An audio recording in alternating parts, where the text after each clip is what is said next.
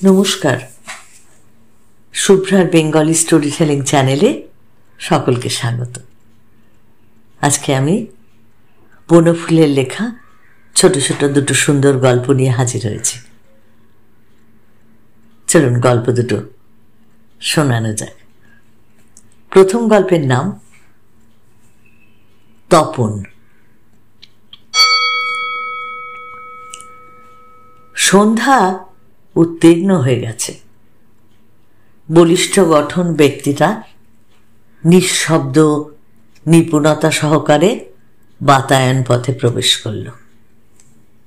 দীর্ঘ দেহ, অবিন্যস্ত রুক্ষ চুল, ঘন কৃষ্ণচাপ দাড়ি। চপলা নিবিষ্ট চিত্তে পড়ছিল। লোকটা নিঃশব্দ পদসঞ্চারে তার একদম সামনে এসে দাঁড়ালো। চপলা, আমি এসেছি। চপলা চিৎকার করতে গিয়ে থেমে গেল। সে হঠাৎ তপনকে চিনতে পারল। তপন, তুমি এতদিন পরে?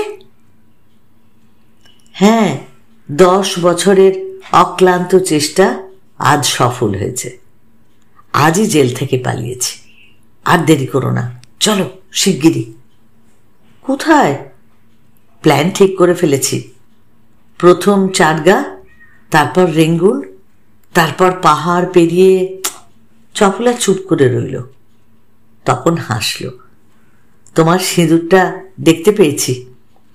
জেলে বসেই খবর পেয়েছিলাম। তুমি বীরের গলায় মালা দেবে বলেছিলে না? অবশ্য তোমার স্বামীও কম বীর নয়। রায় সাহেব হওয়া তো আর সোজা কথা নয়। তুমি অমন করে ঠাট্টা করো না। তোমাকে কথা দিয়েছিলাম, তোমার জন্য অপেক্ষা করে থাকব। সেই প্রতিশ্রুতি আমি রাখতে পারিনি। আমায় ক্ষমা করো তুমি। তপন একটু স্মিত মুখে চেয়ে রইল। এরই প্রেমে উদ্বুদ্ধ হয়ে, এরই চোখে নিজেকে মোহনীয় প্রতিপন্ন করবার জন্য দেশের কাজে সে আত্মবিসর্জন করেছিল। চপলার বয়স সহসা যেন 10 বছর কমে গেল। অতীত যৌবনের অবলুপ্ত উন্মাদনা আবার অকস্মাৎ যেন তার দেহে মনে ফিরে আসলো। আমি যদি যাই, আমাকে নিয়ে যাবে? আরে সেই জন্যই তো এসেছি। কিন্তু রায় সাহেবটা, ওর অবশ্য কষ্ট হবে খুব। আর তাছাড়া, সহসা চপলা থেমে যায়। তাছাড়া কি? বিয়ের আগে তোমার সঙ্গে আমার কি সম্পর্ক ছিল, এগুলো সব উনি জানেন। কি করে জানলেন? আরে আমি বলেছিলাম। একটু চুপ করে থেকে চপলা বলল, তুমি জেল থেকে পালিয়েছ। আমিও যদি পালাই, উনি কিন্তু সব বুঝতে পারবেন। আর তাহলে হয়তো। চপলা কথাটা শেষ করল না। তপন বলল, তাহলে হয়তো ওর চেষ্টায় অবিলম্বেই ধরা পড়ে যাব আমরা। অবশ্য তোমার যদি আপত্তি না থাকে, সে বিষয়ে নিষ্কণ্টক এখনই হতে পারি। পকেট থেকে রিভলভারটা টেনে সে দেখালো। তোমার স্বামী ক্লাব থেকে কোন পথে ফিরবেন তা আমি জানি। চপলা চুপ করে থাকলো। বলো, রাজি আছো? চপলা নির্নিমেষে তপনের মুখের দিকে চেয়ে থাকে। মৃদুকণ্ঠে বলল, আছি। এতদিন যার সঙ্গে এত ঘনিষ্ঠভাবে একত্রে বাস করলে, তাকে এত সহজে ছেড়ে যাবে? যেতে পারবে? চপলা তার মুখের দিকে বিহ্বল দৃষ্টিতে চেয়ে রইল। তপন এ কি বলছে? সে কি জানে তার জন্য কত বিনিদ্র রজনী সে যাপন করেছে? সে কি বুঝতে পারবে যে কিসের তাড়নায়, কিসের জ্বালায়, সমাজের নিষ্ঠুর ষড়যন্ত্রে সে বিবাহ করেছে?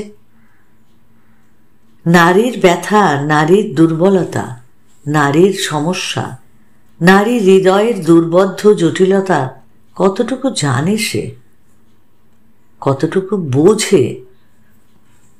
বিবাহ করেছে বলেই তপন পর হয়ে যাবে? তপনই তো তার স্বামী। তপনই তো তার আরাধ্য দেবতা, সে স্বয়ং এসেছে, তাকে ফিরিয়ে দেবে? তপন পুনরায় প্রশ্ন করল, যেতে পারবে? পারব। চপলার কণ্ঠস্বর কেঁপে গেল। রায় সাহেবকে তাহলে শেষ করে আসছি। তাহলে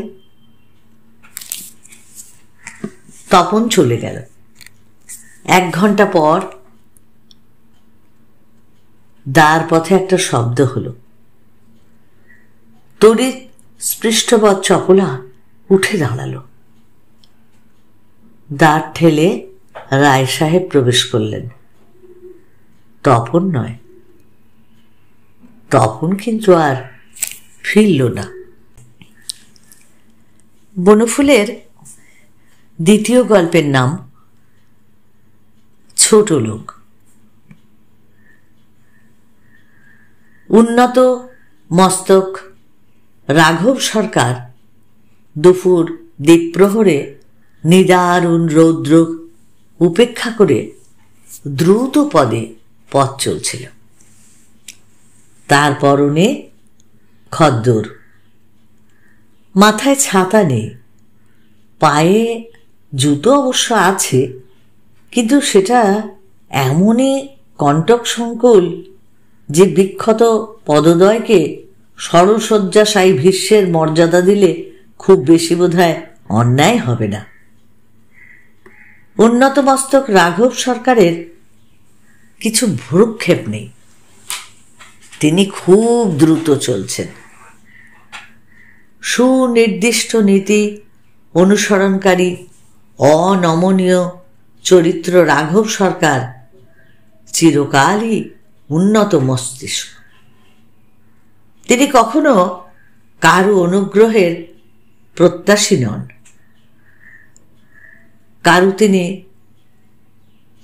কারুর তিনি মুখাপেক্ষী হয়ে থাকেন না। যথাসাধ্য সকলের তিনি উপকার করেন।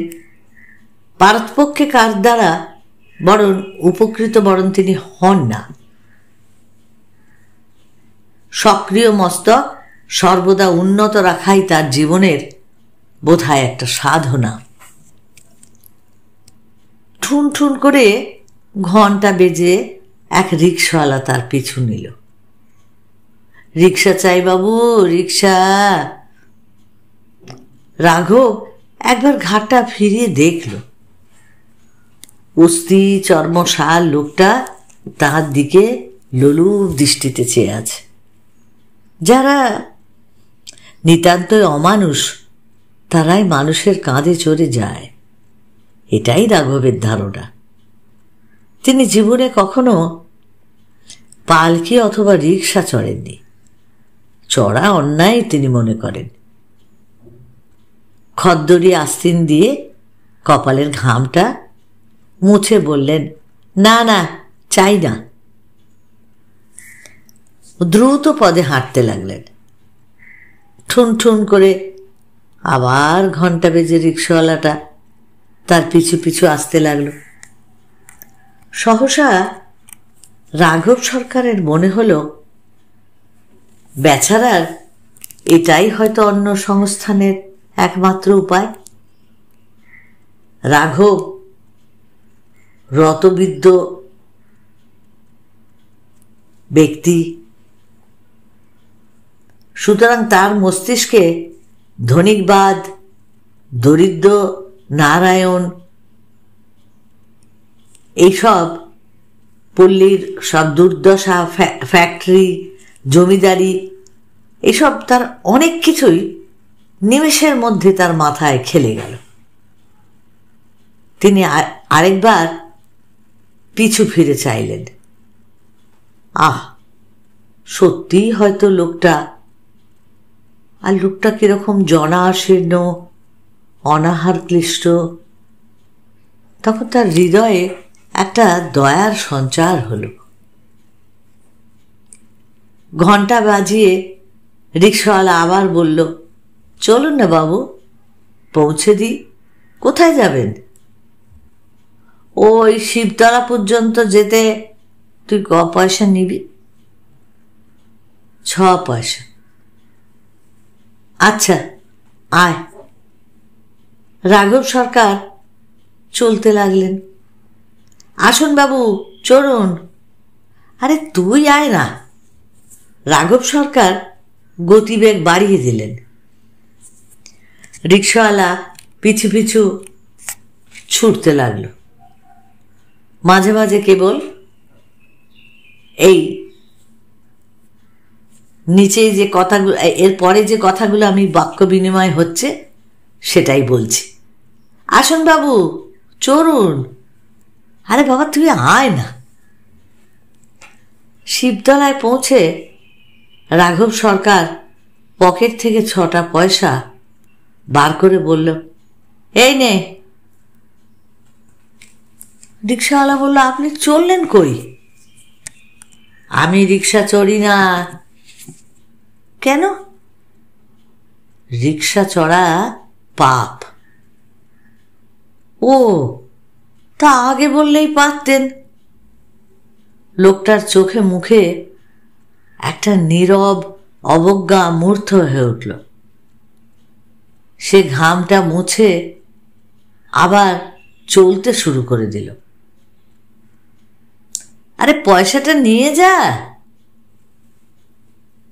রিক্সাওয়ালা বলল, আমি কারো কাছ থেকে ভিক্ষা নিই না। ঠুন ঠুন করে ঘন্টাটা সে বাজাতে বাজাতে সে পথের বাঁকে অদৃশ্য হয়ে গেল। এই সুন্দর গল্প দুটো যদি তোমাদের ভালো লাগে তাহলে তোমরা অবশ্যই লাইক করো, প্রিয়জনকে শেয়ার করো। আর যারা এখনো আমার চ্যানেলটাকে সাবস্ক্রাইব করোনি, নতুন, প্লিজ প্লিজ একটু সাবস্ক্রাইব করে আমার পাশে থেকো। আর যে বন্ধুরা আমাকে পথ চলতে এখনো আমার পাশে থেকে সাহায্য করছো, তাদের সকলকে আমার অসংখ্য অসংখ্য ধন্যবাদ। সকলে ভালো থেকো, অপেক্ষায় থেকো আমার পরবর্তী গল্পের জন্য।